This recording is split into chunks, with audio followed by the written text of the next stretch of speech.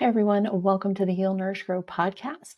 Today, I want to share with you some things I have learned when going back to gym over the last 16 months. I guess what I really wanted to share is that I know a lot of people are going to start thinking about New Year's resolutions here soon. And you know that I usually do some content towards the end of the year and the beginning of the new year around diet, around exercise, about tips and tricks and things that you can do to make these things easier if you are adding these into your life. And so this has been a lot on my mind lately because I just made a change at the gym, and I'll kind of go a little backwards and share with you just some of the things that I've been learning, what has helped me stay consistent. And if you're going to start doing this in the new year, some things that you can do to hopefully make it easier for yourself and not make some of the same mistakes that I did going back. So just to give a little bit of background for those of you that may be new here, I've talked about this and shared this a bit in the past. I've been super active my whole life. I was a runner for 17 years, had to quit that because of my knees, and I love hiking and anything outdoors. I am very excited to do and love doing. Walk almost every day outside. But what I haven't done consistently over the years is lift weights.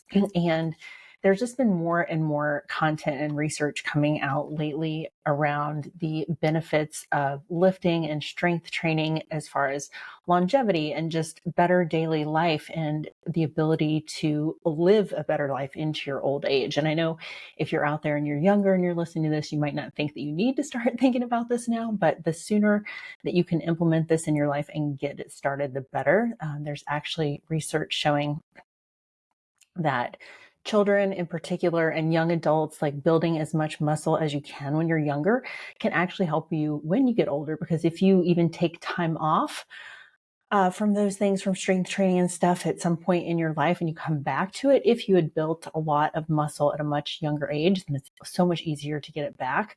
So there's that. So even if you're younger, and then also there's just, being the ability to be fit and do more things when you're young before you have all these aches and pains and issues that you tend to have when you get older. So caring for your body when you're young as much as possible is a really good practice to do no matter what your goals are. And then if you are already older, though, it is never too late to make some changes to help your joints, to help you feel better, to help you feel stronger, and ultimately help you have a better quality of life.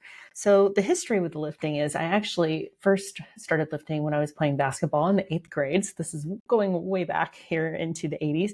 And we had a weight bench in our garage. My dad had always lifted weights, so it wasn't foreign to me, even though this was not a thing at a time. It wasn't like the women's sports teams were like they are now, where I think just about every sports team, men or women in high school, do some sort of strength training in the gym. And I think that is so amazing and something that I wish had been more prevalent when I was younger. If I had my teammates to do it and stuff, maybe I would have stuck with it longer. But so I did that sporadically. And then as an adult, when I was married the first time around, we also had a weight bench in our basement. And I would go through phases where I would do that fairly consistently for a few weeks. Usually what would happen is I'd get injured because I probably wasn't doing it right, or I was doing it too much, or I was running in addition to that at the time. I'm playing a ton of golf. So I would, quit for extended periods of time. So it's not like I'm totally foreign to lifting, but I've never done it consistently through my whole life. And then over the last several years, as I've become more focused on Heal Nourish Grow and, producing this content all around health and wellness and writing articles and doing research and more research about, how to live better, how to feel better, all those sorts of things. What has been coming more to the forefront, and what is particularly in the forefront in social media these days, is strength training, and particularly in women in perimenopause or menopausal age, because they're just finding that bone density in that age group is really poor. And the problem is, once you get to be that age, it's not impossible to reverse it, but we'd be so much better off if we were paying attention to this earlier in the process so that people never got osteopenia or osteoporosis. And if you've never heard of, most people have heard of osteoporosis at this point, which is basically weak, brittle bones, but osteopenia is what happens as a precursor to that. So it's like you're on your way to osteoporosis. And they're just finding that this is super prevalent in the population. And one of the best ways to prevent it is actually strength training. I actually recently became aware of a study that they did over in Australia with people that were postmenopausal that had osteoporosis, and they had them start strength training, and they were able to get some of their bone mass back, which is something that they had never nobody ever really thought that you could do that beyond taking some drugs that they have to prevent it from getting worse. But the idea that you can get more bone mass even in your older age just by strength training is pretty amazing. And then outside of that, it's just about living better and longer, right? So even if you live a long life and you can't get out of your chair when you get to that long life, then that's not going to feel very good in your body. You're going to be dependent on other people. So the longer that you can maintain the ability to, pick up and bring in your groceries, get yourself in and out of a chair easily, safely get yourself in and out of a tub, it just will make you more independent and have a better quality of life as you get older. So all that being said, I finally was able to flip the switch in my head that I really needed to start strength training. And when I first started thinking of this, I think I've talked about getting my DEXA scan in the past. And thankfully for me, a history of being active my whole life, I have really good bone density, like very high, like 75th percentile, or maybe 90th percentile for somebody my age. So I don't have to worry about those things, but it's because I've been active so much up to this point. But really what I was struggling with is, because of all the years of running, my knees are bone on bone osteoarthritis. So I have some pain there, and I have a tendency every once in a while for my knees to just kind of give out. I don't know if you're familiar with this term or why, and nobody really knows exactly why. Thankfully, I don't have any meniscus tears.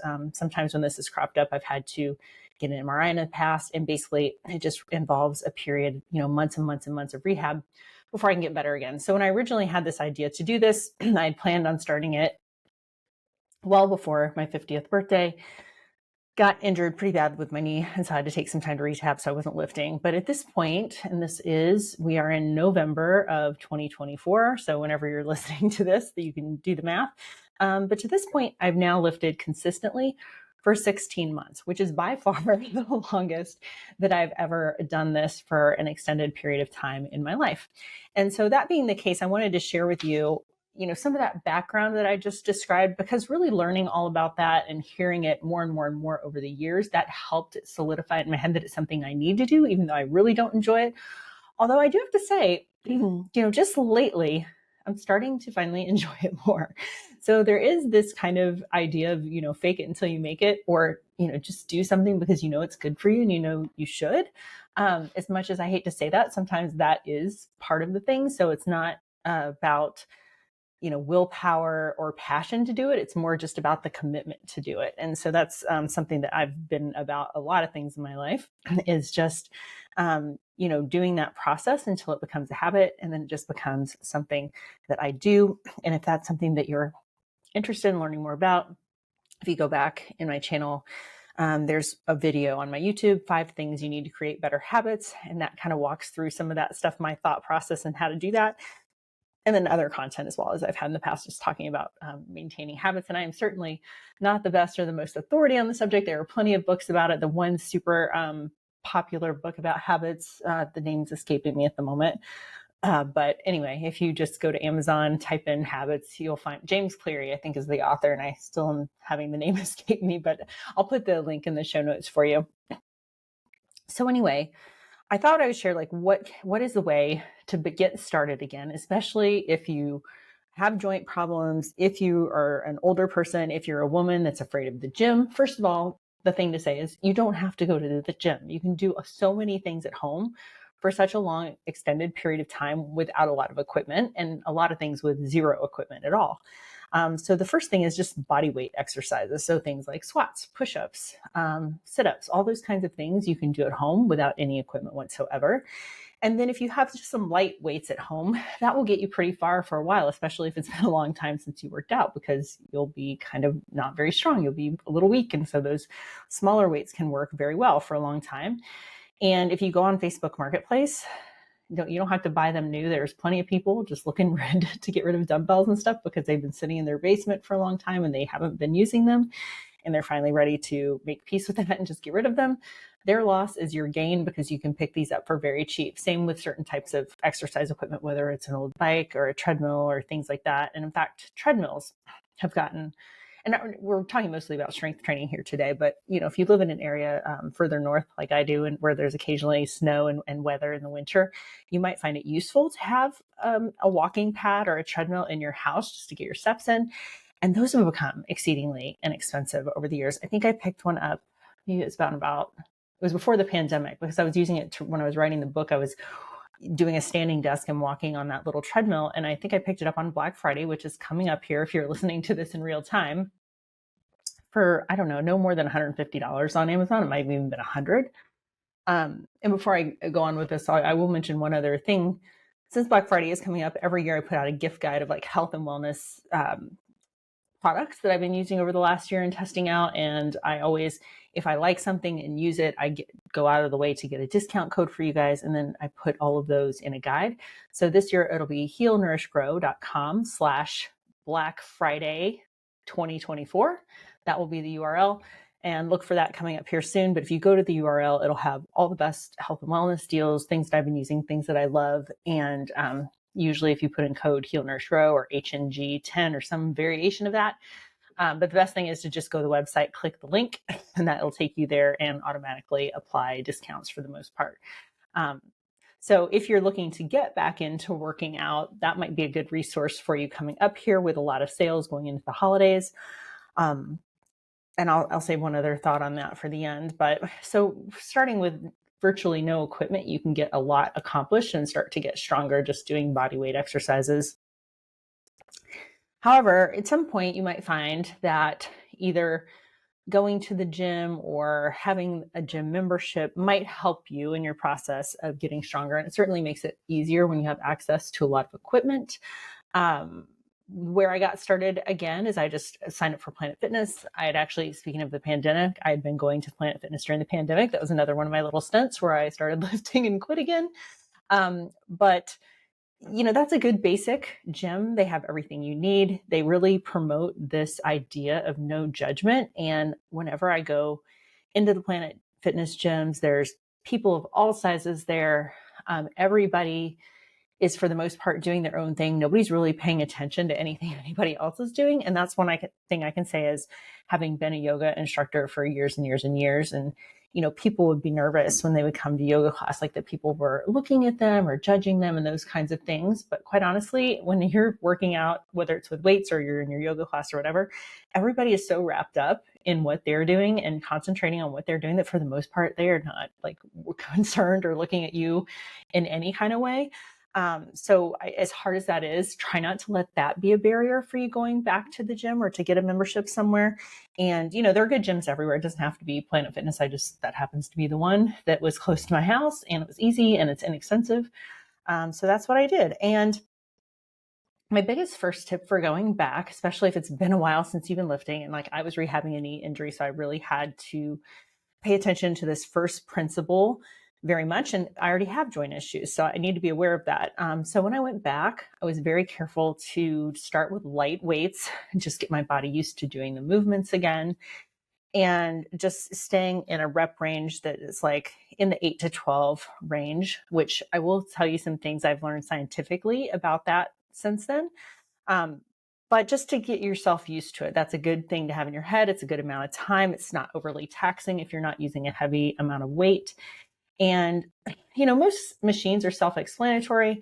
Also at Planet Fitness, they have some barcodes on the machines where if you scan it, it'll show you a video on how to use it. So it's pretty simple. Also, you can ask any of the people there to help you use a particular machine. It usually has the body part on it. So whatever body part you're, wanting to work on first, that's a good place to start. Find that machine and then just try it out and do the things.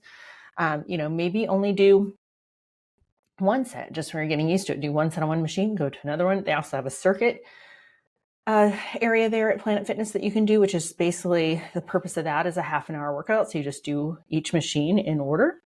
And that's a good way to get started again. But so what I learned about that is it got me used to moving my joints again. And as time went on, what you really need to do to get stronger is this idea of progressive overload. So progressive overload is one of two things. Progressive overload means either more weight, more resistance. So you're adding weight as you get stronger, or it can be more reps. So you're using the same weight, but you're doing more reps each time. Either one of those is progressive overload. And here's where I go into the geeky thing, because I don't know why it took me so long this time, because I think in my head, I just somehow didn't believe I was finally going to stick to it this time. But so I waited until this point to start kind of digging deep into the research and into the science and like kind of how to get bigger and stronger and hypertrophy and anabolism, catabolism, all these things in your body, that these processes that bodybuilders go through to make themselves stronger. And the one thing I learned about the progressive overload thing is there is a pretty wide range of reps that can actually grow your muscles. So if you're looking to grow your muscles and get stronger, the rep range that can produce that is anywhere between 6 and 30. So if you're scared of lifting really heavy or you have bad joints, it might be a good idea to test out these two things, because the one thing with higher reps, obviously you're bending that joint more, which could be irritating. But generally heavier weight on the joint is going to be more stressful. So if you want to do higher reps and then you use a lower weight, anything that's up to 30 reps will get you stronger. Beyond that, you're really not giving your muscle enough stimulus to make it grow. So stay somewhere in between 6 reps and 30 reps. And it could just be, a time constraint thing, because part of the thing of doing that 8 to 12 rep range is, number one, it puts you on the machine for a reasonable amount of time. It makes the whole workout a reasonable amount of time. If you had to do every exercise for like 30 reps, you'd be on the machine for a long time, number one, which might annoy others there in the gym trying to use it. And number two, it would just take a lot longer. So something in the lower rep range might be good just for time constraints. But anything in that range will get you stronger. The other thing that I learned about frequency is people always want to know, well, how many times a week do I need to go to the gym to really see some gains? And when I started going back, I decided on Monday, Wednesday, Friday, give myself 2 days on the weekend off so I could have some good recovery. And it was just an amount that I felt comfortable with and I could commit to. I think actually at the very beginning, I might have only gone twice a week when I was just getting used to it again. But in any case, what the science says about that is that even one time a week going to lift weights, you can get about 60% of the muscle growth that you would get anyway, which is pretty amazing. So if you're already having trouble convincing yourself to go to the gym, which was a struggle that I always had, just once a week, I mean, that is not asking a lot of time to do that. And that could be a great way to start. You're going to give yourself plenty of recovery time. So if you get a little sore, especially when you're first going back, you'll have 6 days in between before you have to go again. But to really get that good balance between muscle growth and keeping the muscle stimulated, really 2 to 3 times a week is best. So at 2 times a week, you get something like 80% of the muscle growth that you would get in an entire week. And then as you go up to 3, you're getting closer to that 100% of muscle potential that you're gaining by doing those many workouts. But so 2 times a week is a pretty amazing thing. 2 times a week, you're going to get 80% of the muscle that you would grow anyway. That's pretty good. So if you can only convince yourself to go twice a week, that's still going to give you benefits, still going to make you stronger, still going to make your muscles grow. So that extra, the 3rd day or the 4th day in the week might just be because it's in your routine. It could make the workout shorter amount of time if you go a few more times a week. And also the more times a week you go, the more you're stimulating that muscle. So that's where you get those little more incremental gains that you might get up to 100%. But I thought learning that science really just made me feel like it could be accessible to so many more people, because you don't need to be in the gym. And this is what has always kept me away from it. I don't like being in the gym. I don't want to be in the gym. I want to be outside if I'm doing something. I want to just go for a walk or go for a bike ride or go for a hike. So being in the gym has just never been my thing. But had I known, like years ago, really solidified it in my mind that if I went 2 days a week, that was going to give me some great benefits, I think I might have gotten around to this a lot more quickly. So that's just what I wanted to share about getting you back in there to encourage you. I can't believe I almost forgot this part. So I'm slicing this in. So if it's a little disjointed, you'll understand why. But maybe I was reflecting on this after recording the information earlier. And when I originally had the idea to record this and to give kind of my thoughts on it. There was one thing that I really meant to address that I completely forgot when I first recorded it. And that is that there is such a thing in the first year as newbie gains. It's a proven thing. And so while I'm saying to, give yourself an adjustment phase where you get your joints used to lifting and all of that, there may be a reason to consider in the first year to eat in a slight surplus, or if you've got a lot of body fat to lose, maybe just eat at maintenance and don't cut back too much so that you can really take advantage of your body's desire to put on muscle during that first year. And so if you're not trying to lose weight, you're just trying to get healthier and gain muscle, maybe eat at a slight surplus. And then also maybe consider just for that first year to go ahead and go to the gym 3 times, 4 times a week, if you can tolerate it. Now, I think obviously kind of what I did, whatever I needed to do to get myself in there on a consistent basis. And that was to not load it up, because even if I really would have fully known that newbie gains was a real thing and that it was my best way to maintain muscle, I don't think if I would have started out saying I'm going to go 5 days a week, given that, I just don't believe that I would have stayed as consistent. So finding some kind of balance there between, getting started again, getting consistent, but then maybe sometime during that first year of lifting to actually ramp it up so that you can take advantage of that. So I'll see if I can find the video again, but I think it was Minnow who did a good explanation of that phenomena and how you can take advantage of it, or it could have been Dr. Mike. I'm not sure. It'll take me a while to dig back through that and find that video. But, maybe consider taking advantage of that while you have a chance. And the same applies for people who maybe lifted in the past, but have taken an extended period of time off. It seems that those people can also take advantage of a period where they have increased muscle growth when they first get started again. So anyway, now back on to the rest of it. The other thing is when you're first getting started again with any habit is people, especially with New Year's resolutions, you tend to go overboard. Like, I'm going to eat so clean and I'm going to go to the gym every day and I'm going to walk every day. It's too much. And if you go back to some of my other content that you'll hear around this time of year, somewhere like look at episodes that came out between November and the end of January. And some of them are even talking about like New Year's resolutions or whatever. And the thing is, don't take on too much at once. Make your goal reasonable and achievable. You'll be so much more likely to stick with it and so much easier to make it a habit if you start slow and then build up. And so speaking of build up, this is where I've gotten to this point. So up to this point, I had chosen those 3 days a week. Do full body every time I'm at the gym. Takes a little longer, but then I only have to go 3 times a week for the reasons I just described. I don't like going to the gym that much. But what I was finding as I started lifting heavier, as I started getting stronger, I became familiar with this term of systemic fatigue from Dr. Mike Isertel, because I was adding more lifts, more sets, more weight. And my body was just starting to, I would still recover every time in time to go to the gym the next day. But I by far always felt best on Mondays after I'd had 2 full days to recover. I always felt like super fresh and I could just hit it so hard on Monday. And then by the time I, get to Wednesday, I still had just even if my muscles weren't sore anymore, I still just had this a little bit of lingering fatigue. But I would do my Wednesday workout and I'd do my Friday workout and then I'd recover over the weekend and start over again. And so as I've been learning about this over time, as I've been looking at more and more YouTube videos with these scientists, I'm going to list all of them below, and I might as well just say them all right here, right now, in case you're wondering who I've been listening to, because this is the other thing.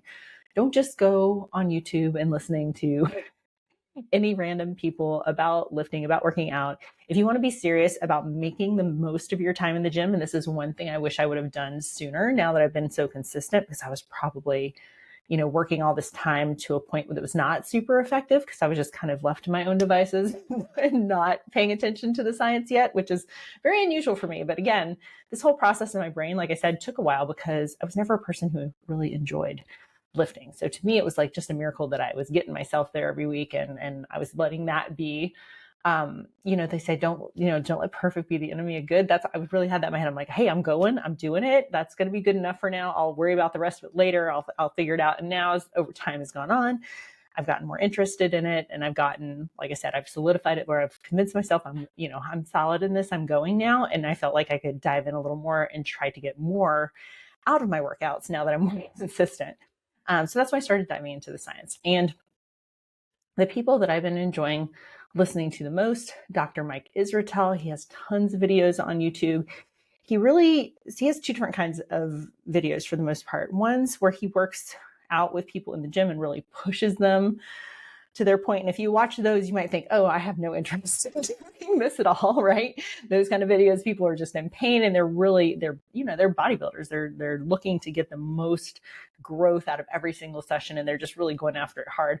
I've found those entertaining now. I think if I would have been watching those ones at the beginning, I might have been like discouraging myself a little bit, quite honestly. But then the other videos that he does that are really amazing, he really goes into the science of what makes your muscles grow the most, what makes you the strongest, what's the minimum stimulus, different body parts that he talks about. If you have a specific body part that you would like to grow more. And then he just breaks it down and makes it very simple, even though it's very science-based. Particularly when he talks about fat loss. He does an amazing job of talking about fat loss and that process. And like I've said in the past, as I've, been focused on health and wellness, and a lot of people that come to a low carb space are very focused on weight loss. And so I've over the years read tons of things about that. I've always said that I just think that whole foods are the way to go. Personally, I do low carb because that works for me. I have been experimenting with adding some more carbs since I've been lifting consistently, because there is some evidence that adding carbs around your workouts is anti-catabolic, which is what you want to avoid. So catabolic is muscle breakdown. Anabolic stimulus is muscle growth. That's mostly for the protein's job. But that's adding some carbs definitely helps with this process of not breaking down. So I thought that was pretty interesting. And that's made me start experimenting a little bit. I'm still like, lower carb, obviously, than the standard American diet. But it's just been something interesting to learn about. And I also think when you work out on a regular basis, you've gotten yourself to a point where you're metabolically healthy. There's no reason that healthy carbs can't be on the menu if they work for your body and it's not causing you to, your blood sugar averages to skyrocket and cause you to go towards diabetes. Then maybe your metabolism is not ready for that yet. But if you're really, really healthy, carbs aren't a problem for everybody. So it's like, I feel like I've never demonized carbs in my content. But definitely, like, for a lot of people, low carb can be very, very healing. It's not necessarily something you have to do forever once your metabolism's healed. If you're working out more, there's so many factors, right? If you want to go back to a good episode where I think we talked about that a little bit more, Alan Aragon is also a great person in the health and wellness space that's very science-based. I'll put that link in the show notes. I can't remember the episode of that. But anyway, so Dr. Mike Israetel channel on YouTube. The link will be below. Dr. Menno Henselman's, Dr. Milo Wolf.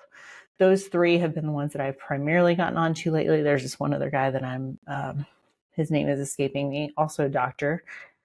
But that information is just going to ensure that they know how to do things properly. They're giving you science-based information. They'll make your workouts more effective because, like I just said, about the knowing that 2 times a week can get you 80% of the way to you're getting stronger and getting more jacked goal, or whatever your goal is, or losing some more fat. That's all really important stuff, right? So listening to people that really know. I mean, there's plenty of workout people on YouTube that are more for entertainment purposes. And I've been enjoying some of those channels too. One I came across is Will Tennyson, and the other one is,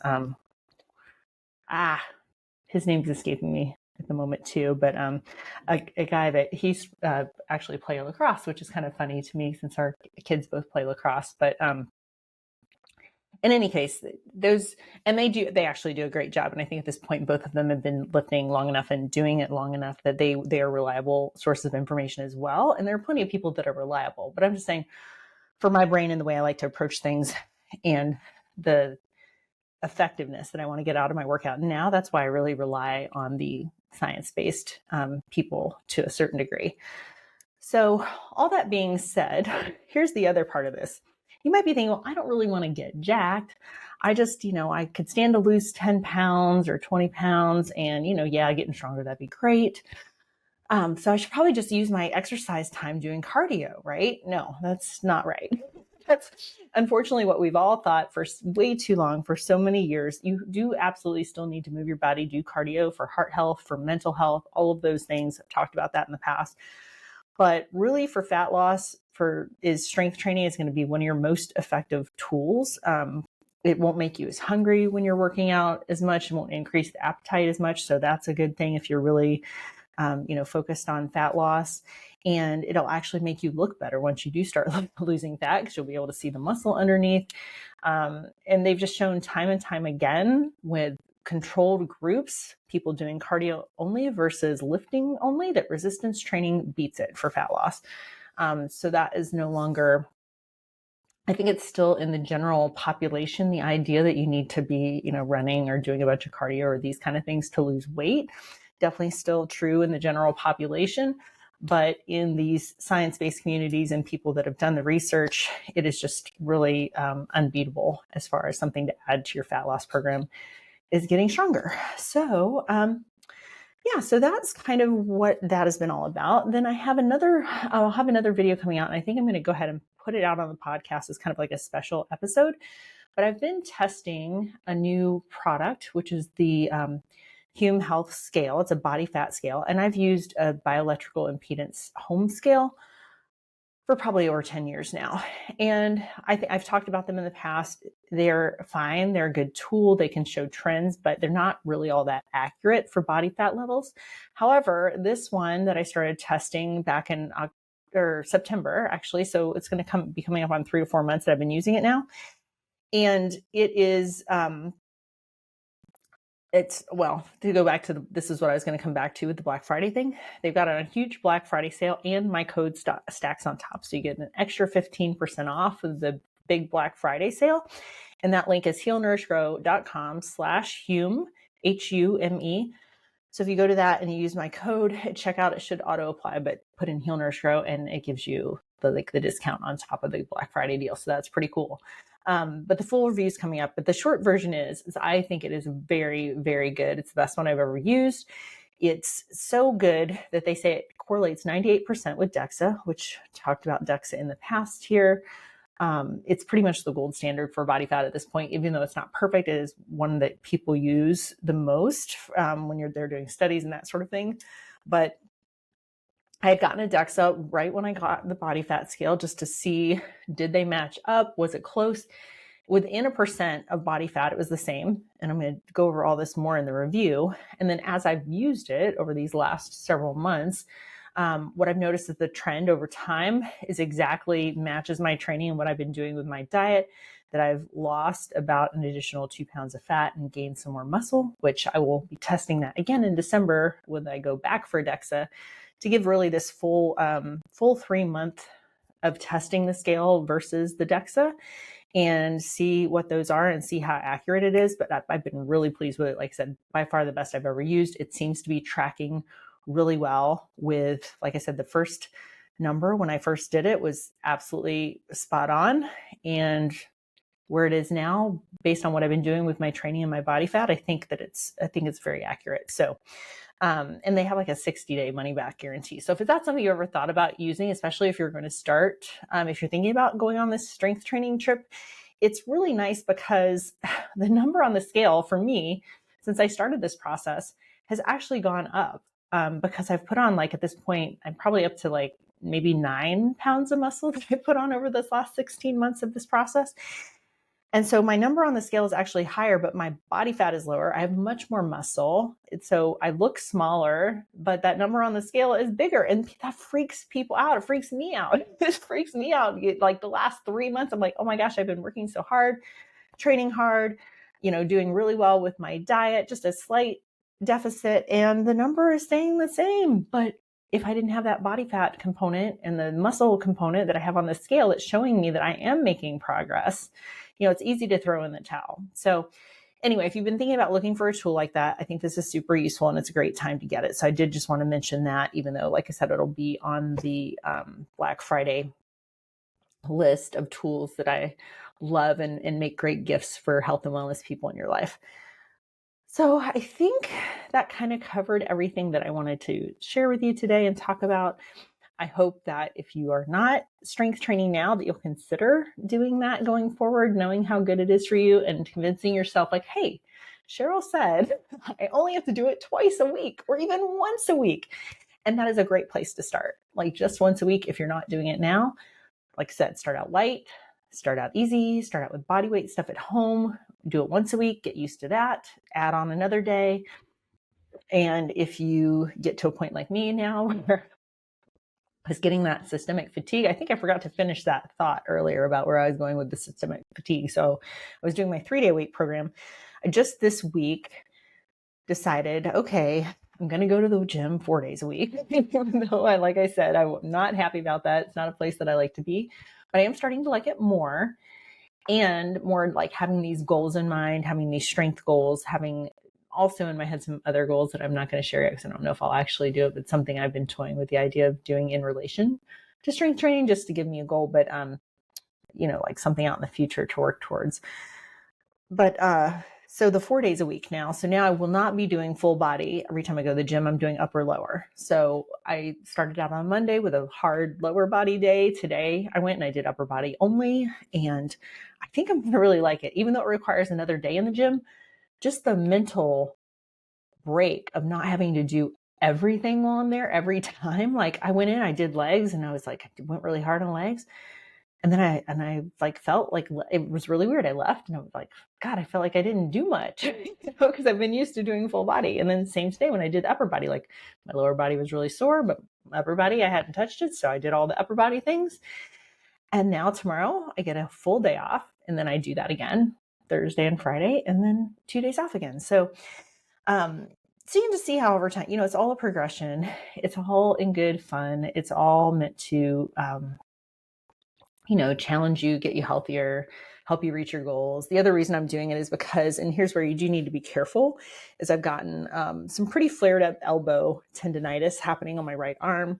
And so I also thought that switching to that split would give my upper body an extra day off during the week, so that hopefully this can calm down a little bit, because it's been going on for months and I just haven't wanted to stop training. And it's not bad enough that it made me stop or anything like that. But I've been using my, the other tool that I love to use so much. I've been using my Kenyon red light on it every single night. And they also have great Black Friday deals. So definitely check that out. healnourishgrow.com/Kenyon. I made all the links like that now. So it should be super easy, whenever you're looking for those. And also, just any time of the year, go to my shop page. I put all of those on my shop page. It has a little blurb that talks about like why I like it, and has the discount code. So you can always find that stuff there, or you can always email me and ask me. But yeah, so that's the other reason I did it, because I need to give my upper body a break so I can hopefully heal that a little bit more. And I'm also looking to push through the next, I think it's an 8 or 12 week cycle, because number one, that's really a good way to do your training. Just go in cycles where you kind of have these certain exercises you're working on. Keep building your strength over time over those 12 weeks, and then maybe take a little, what they call a deload week or a break. And what my goal is to make it to mid-January, when I will be going snowboarding and, getting really strong for snowboarding season, which I'm super excited about. This will be by far the strongest my legs have ever been on the mountain. So I'm really excited to test that out and see how it affects my snowboarding. But so to push through to then, and then we're actually going on a trip. And so what I will do then, since I haven't really done this at this point, is one of Dr. Mike's tips was to take like a week or two off on vacation. Don't train, just let your body heal, relax, recover. Doing that every once in a while is actually really good for your body, probably mentally too, just a good break from it. And I did a little break from that when we went on the trip in September. I only trained one day that we were there, because I was also sick the entire trip. So I really, really couldn't do too much outside of just dealing with being away on vacation and getting around and having the energy to do that. So I've really only taken one break like that during the time that I've been training so far, but I also had not been training probably as hard as I am now. And so I think that my body is going to need that more going forward. So in any case, hopefully that was helpful in some way. Now I really will wrap it up, now that I've explained all the things, how I got to this point. So I didn't start out with going 4 days a week, obviously. Like I said, I started out slow, lighter weights, build myself up, got used to it, tried not to hurt my joints, still did it. So you just got to be careful, especially the older you are. And this is one then I'll say one final thing and then I really will wrap this up.